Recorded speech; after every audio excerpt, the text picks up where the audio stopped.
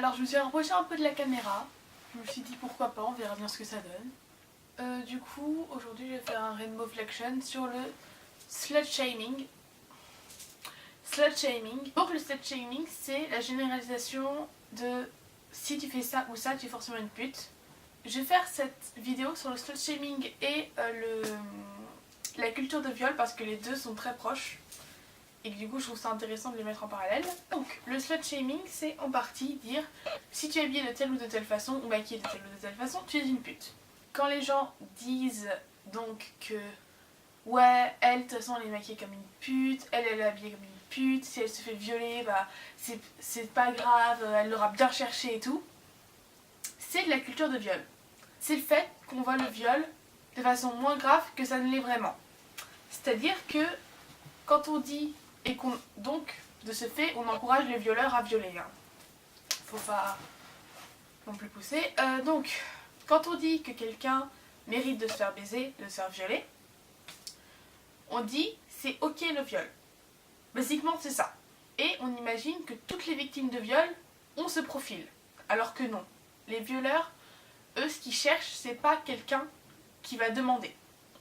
C'est quelqu'un, juste, le viol c'est illégal de 1.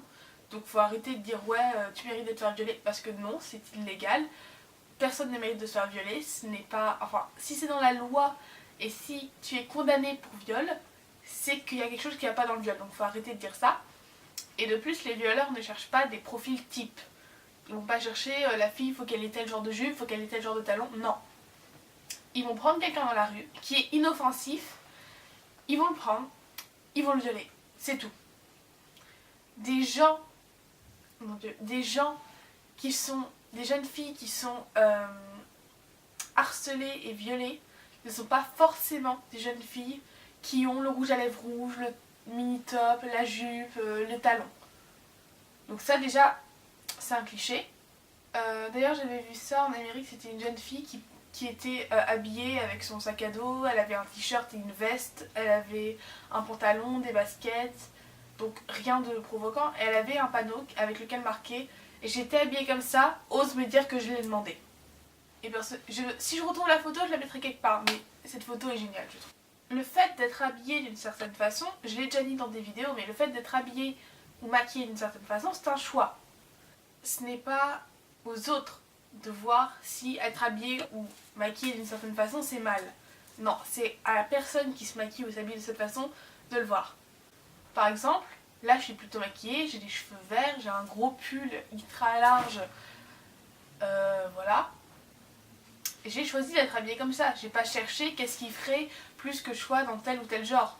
J'ai juste eu envie de m'habiller comme ça. C'est pareil, si quelqu'un un jour se dit ouais j'aimerais bien mettre cette jupe, elle est un peu courte mais je trouve qu'elle me fait des jolies jambes, je trouve qu'elle me fait de jolies hanches, il fait chaud donc j'ai pas envie de me mettre en pantalon, et que genre cette fille met cette jupe, genre sans collant ou quoi, même, et qu'elle sort comme ça et que la fille on la traite de pute, juste parce qu'elle avait trouvé que c'était joli ou qu'elle avait chaud, enfin je sais pas quoi. Je trouve ça un peu misérable aujourd'hui qu'on apprenne aux jeunes filles à ne pas s'habiller de telle façon pour se faire violer, et aux jeunes garçons, parce que les viols c'est moins fréquent mais ça arrive aussi aux garçons, et qu'on n'apprenne pas justement aux enfants qu'il ne faut pas violer.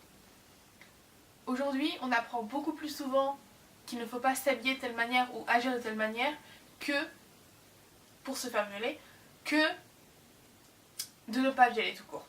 Ce qui est stupide parce qu'on devrait partir du principe qu'un viol ne devrait pas arriver, et pas partir du principe que tu vas peut-être te faire violer, donc agis de cette manière en conséquence. Faudrait dire aux enfants, violer c'est mal, il ne faut pas violer, si vous violez vous allez aller en prison, si vous violez quelqu'un c'est un acte qui est horrible, il ne faut pas violer les gens, mais en précaution, ayez ces gestes-là de réflexe. Et ces gestes-là de réflexe sont avoir toujours quelqu'un, si vous rentrez tard le soir, avoir quelqu'un à l'autre bout du fil, genre quelqu'un avec qui vous parlez toujours, si vous êtes inquiété, avoir le numéro de la police sur son téléphone en cas d'urgence, enfin des trucs comme ça, et pas ne pas s'habiller comme ça. Quelque chose qui personnellement me choque, c'est qu'aujourd'hui, quand on est une jeune fille, ou même parfois un jeune garçon, quand on sort tard le soir et qu'on est seul et qu'on rentre chez soi, ou même s'il fait pas tard, qu'il fait juste nuit et qu'on est seul, on a peur. Chaque fois qu'on passe à côté de quelqu'un qui a l'air fort et qui a l'air imposant, on a des frissons parce qu'on a peur que cette personne nous fasse du mal. Je trouve ça vraiment choquant qu'on ait cette peur des autres. Ça veut vraiment dire que la civilisation humaine est allée assez bas et je trouve ça un peu triste qu'on ait le besoin d'avoir toujours quelqu'un en ligne, que quelqu'un sache où on est à ce moment-là, qu'on ait le numéro de la police à tout moment et qu'on soit pas en sécurité en fait. Mais je parle même pas des attentats, je parle juste des viols là.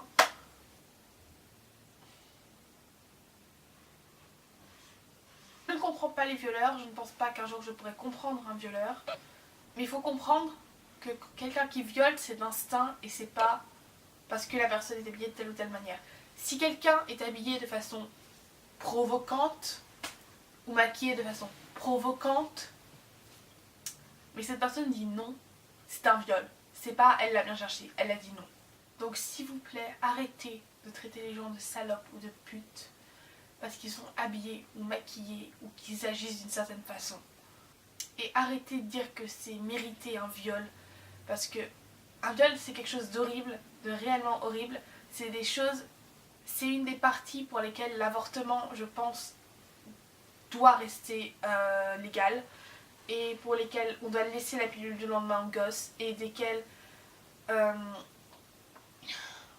police sert.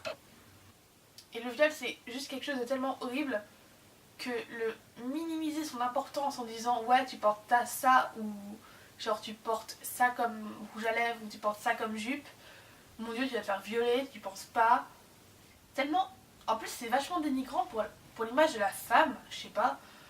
Dire qu'une femme, si elle met ça ou ça, elle peut être objetisée parce qu'elle a choisi de mettre ça ou ça parce qu'elle trouvait ça joli ou qu'elle avait chaud. C'est tellement dénigrant, je sais pas.